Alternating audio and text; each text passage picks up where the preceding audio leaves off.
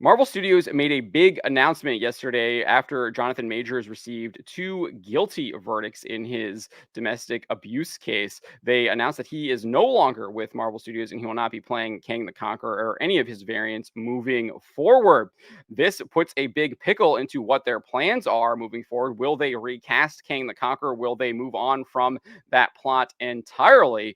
We are going to discuss it, and I am joined by special guest ComixDivision to discuss this here. Let's all welcome ComixDivision to the Trent Report. How are you doing, sir? Doing good, man. How about yourself? I'm doing well. I'm doing well. Things are really looking up and doing better than Jonathan Majors, I think, for sure. I think a lot of people are doing better than him right now. Yeah. He's having a bad week right now, I think. Mm. Well, let's get into this here. We have this report from the Hollywood Reporter over here. They're saying that after firing Jonathan Majors, Marvel has two courses it could take now. It could recast the part, although it is not clear how many actors would be attracted to a role from which one actor was so publicly fired. I think there's already people asking John Boyega whether or not he would take on that role, and he replied with a gif, like just shaking his head, like nope. That's hilarious. No interest in that. Mm. And then they say that the other course is to redevelop its plans and refocus on a brand new villain. While Marvel sources are mum, there is indication that the studio has already been doing just that, obviously referring to maybe moving on from Kang the Conqueror and that entire storyline and going in a different direction. We have this report here in November that they hired Loki creator Michael Waldron to work on a new draft of what was once called Kang Dynasty, Avengers Kang Dynasty, but is now being referred to just as Avengers 5, according to the Hollywood Reporter's sources. So, do you think these are the only two options? Which one do you think Marvel should go? And do you think it even really matters at this point, whether or not they move in a different direction, recast, or what? Well, I think that we've seen a lot of damage has been done to the MCU right now. So I don't know if recasting or anything at this point is going to make a big difference until they get back to solid storytelling, stories we want to watch and enjoy. So yeah, I think if they take a different direction and maybe they bring in the Fantastic Four and do something with Galactus, which could be potentially interesting. It just depends on how they approach it. Are they going to continue with the MCU? Or are they going to go back to the more traditional methods of storytelling that they were doing for the first three phases? Yeah, that's one of the things that I've really talked about is I think they need to go back to those first three phases where you have that traditional superhero storytelling, traditional heroism, and you have different types of that traditional heroism, right? You can have the character like Captain America who already has that heroism kind of instilled in him from the get-go. He's willing to jump on the grenade to save his fellow soldiers. He's willing to continue to fight no matter what in the face of evil. And then obviously he's gifted the superhero serum where he's able to take all of those values that he already had and put them into action against Red Skull and the Germans. And then you also have a totally different type of heroism where the hero has to learn a number of virtues. They have to learn humility. They have to learn gratitude. They have to learn responsibility. And you see that a lot in the first Thor film where he is a brash, arrogant, very proud character who thinks he's got it all. He knows everything already. Odin has to be like, no, you don't know anything. You're an idiot. You're a stupid kid. We get that great speech from Anthony Hopkins, basically telling him off. And then he punishes him by stripping his powers. And he has to learn that the hard way, obviously. He learns that lesson, and then you have these like really nice romantic subplots in all of those films as well. You can even look at Iron Man with Pepper Potts and the lessons that even Tony Stark learns. He's very similar to Thor, obviously, but I think there's a little bit different dynamic there in some of the themes. And I feel like they've completely abandoned all of that, and instead they've replaced it with kind of these woke diversity values that they're trying to push. And so when I look at this stuff, I think none of this really matters to me because the entire company is just so bought in to this woke ideology, and there doesn't really seem anywhere where they want to like actually tell solid, good stories. Right. You kind of highlight the biggest issue right now with Disney and specifically the MCU is the fact that the woke mind virus has infected, the entire company of Disney so much that it doesn't really matter if they get a new creative team. It's just going to be probably more woke garbage at this point. Yeah. Well, so let's do a little bit of a hypothetical here. I think we're kind of on the same page with this. The wokeness really has to be done away with. But if the wokeness was done away with, and we're going on that path, what kind of stories would you like to see with this kind of Avengers 5 movie, where would you like to see them go to that they haven't really done yet, or that they should do? Honestly, in my opinion, I think what they need to do is just kind of let it lay low for a bit, a couple of years, maybe 3, 4, 5 years, recast everybody and just start from scratch. Now that Disney owns all of, essentially the Marvel content, Fantastic Four, mutants, of course, my light turns off right in the middle of me speaking. They can actually tell stories that are fully Marvel that we've seen over the decades in comic book format. And you can have the Fantastic Four. I think at this point, if they were to do things right, they could probably reboot it with the Fantastic Four, and kind of if they want to go that kind of cosmic route that they've been kind of trying to do, you can pull that in, or you can reboot it with the X-Men and then lead in something with the Avengers and other basically stories that we've had since like the 60s, 70s, and 80s that they can actually go and tell. They don't need to go and mine the current year stuff. Of course, Disney basically owns all that stuff. Sorry, animals. And it's like the worst time ever. So yeah, at this point, I think what they need to do is just do a hard reboot, in my opinion. So we do have rumors saying that basically this Kang Dynasty film, which is now they're calling Avengers 5, and then the Avengers Secret Wars was going to be a soft reboot anyways. That was kind of the plans that they were moving forward. It looks like Deadpool 3, which is the only Marvel Studios film that's coming out next year, seems to be laying the groundwork for that. There's a lot of multiverse stuff going on. It looks like there's a lot of rumors where they're bringing in a lot of these traditional X-Men characters from Fox. We're going to see Deadpool and Wolverine maybe going around killing some of these people, destroying some of the Fox universe and things like that. Do you think that is something that they should do, or you just want to be like, hey, we're done with this. The Marvel Cinematic Universe is over, and we're just going to do a hard reboot and just kind of start from there? Or do you think like they should indeed kind of maybe try and continue that storytelling, maybe do some kind of soft reboot with Avengers Secret Wars, where they kind of take on that Secret Wars storyline, where they mash all of these different multiverses together into one Marvel universe again, and then continue on from there? I honestly, I don't like that. That's basically kind of what they did with Secret Wars, with Doctor Doom.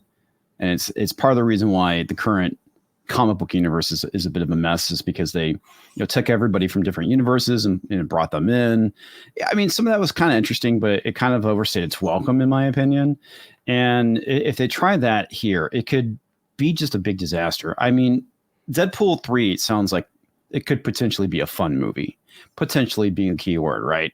Because it just depends on how good of a movie it is and what they do. Because we've seen the comic book where Deadpool kills the Marvel universe, stuff like that. Could be fun, could be interesting, but I don't know, dude. At this point, like I said, I think what they need to do is a hard stop and then just do a reboot. And they really need to think about what they want to do. And this is something we've been finding out about Disney, is that they don't have a plan. We thought that the MCU, there was a plan. Turns out there really wasn't one. Same thing with Star Wars. This is kind of their MO. And what they need to do is just cut it off and plan it out properly if they want it to work. But again, there's a lot of factors that we talked about too. There's the woke mind virus that's infected Disney. There's all these things that they need to go and correct first before they can make things work again, in my opinion. Right, and that's why you were kind of saying they need to take a couple years off. We've actually seen James Gunn recently say that he's glad that there is no DC content next year, at least because that's better for the DC universe to reset. I kind of agree with you. I agree with him. I think 1 year isn't enough. It's not enough to get that bad taste out of your mouth. And both DC and Marvel, I feel like they've put out dud after dud after dud for the past 2-3 years, and that's still in people's minds. It's going to take a long time to get that out. And I think that even with Deadpool 3 coming out, maybe you get a win on it, but is it enough to like continue moving forward? I don't think it is. I think you seem to be of the same mind there as well. But if I was going to do this, I do think they need to plan something out. And they have the playbook here. I talked to Chuck Dixon about this quite often, and he says one of the reasons why they've deteriorated so much, obviously with the woke virus, is the fact that they've basically just ignored a lot of the comic book canon. They've just kind of just decided to, like, we're not even going to cover and do any of these things. We're not going to actually do any of these adaptations of these great stories that we have in the past. And I think that if you're going to move forward, you have to go back to those classic stories that were massive successes that people loved, and there's a reason why they love them, and then it will translate well to film adaptations, to television adaptations, etc. And I feel like that is something that they have lost sight of, and they really haven't done. So I think if they are going to do that, they do need to go back to the drawing board. They need to have a plan, and the plan's already there. You just got to look in the comics to find Yeah. that plan. Well, I mean, they basically have 50 years of material that they can go and use. I think part of the issue is that there's a royalties issue that Disney wants to try and avoid, which is part of the reason why I think they've been adapting a lot of the all new, all different era of Marvel. And it's been kind of mixed in with a little bit of the Ultimates universe as well, with Black Nick Fury, all these other things that they basically done. So we really haven't gotten a true 616 type universe at this point, too. Yeah, we haven't seen the original Nick Fury, which you can Yeah. do all kinds of different adventures with him, even setting him back. I mean, there's so many different things you can do with Nick Fury. Obviously, you can have him down there with the Howling Commandos and things like that if you wanted to. And then moving forward with all the stuff that he does as a spy. And I guess they did it a little bit on the what is it? I don't even, the Agents of Shield show, where you have like the life model decoys and things like that, which is really something that Nick Fury was all involved in. And we haven't really seen anything like that aside from that Agents of Shield show that you could do. But again, like that's there's a plethora of things that you could do just with the Nick Fury character that we're talking about right here that they haven't even touched on or even thought about. I think the biggest example is that there's been such a clamor for a character like Nova, right? We got the Nova Corps and all of that stuff, and people really like Nova, and they've literally given us nothing on that. Instead, they decided to do Eternals and like Shang-Chi and all of these other kind of properties that were clearly pushed forward with the Reimagine Tomorrow stuff from the Walt Disney Company. We have it's a shame too, because like Shang-Chi, I mean, it's basically supposed to be Bruce Lee, and I love martial arts films, and if they actually did a proper martial arts film, that would have been really freaking cool. But no, they basically kind of screwed a lot of that up. I think the other thing too is that they've gone part of the issue with like these types of franchises, that they had to keep upping the ante quite a bit to where everything is just spectacle. And it's like, can we just like go back to grounded superhero stories? I mean, we can go back to street level. It's fine. Yeah, I definitely feel like that is something that they just like they chased the spectacle in Infinity War and Endgame, and they forgot how like the most beloved film, at least from when you talk to fans, they're always like Captain America: Civil War, and that's probably or not Civil War, sorry, Winter Soldier, Captain America: Winter Soldier, and that is great movie. The most grounded film of probably the entire Marvel Cinematic Universe, and it's the most beloved film. And they've completely like decided like we're not even going to do stories like that anymore. Instead, they again, like as you said, just chasing the spectacle. There is no like a Black Widow film should have been a knockout movie with like some really good spy intrigue. You have really good stories with like Nathan Edmondson that wrote that are like that, where she's basically a James Bond-esque character who is going around taking on missions, and you have like all these different missions that she can go on, maybe uncovering some kind of international spy ring or something like that. Or it doesn't even have to be something that grandiose or big, right? It could just be some kind of I don't know, she could be going after like a drug ring. We get hints of that with Hawkeye, right? He's going after these drug rings in Infinity War when they first find him, and that could have been a really interesting story to tell. Instead, that we got the DEI initiative with the Hawkeye Disney Plus show, where he's passing it down to his female predecessor, Kate Bishop. Kate Bishop. Yeah, it's unfortunate, and I think the other thing too is like if you're going to do a proper Fantastic Four, we're all kind of cringing. Okay, who are they going to cast? Who's going to get race swapped? I mean, they've mentioned I guess Pedro Pascal as Mr. Fantastic, and it's like, come on, man.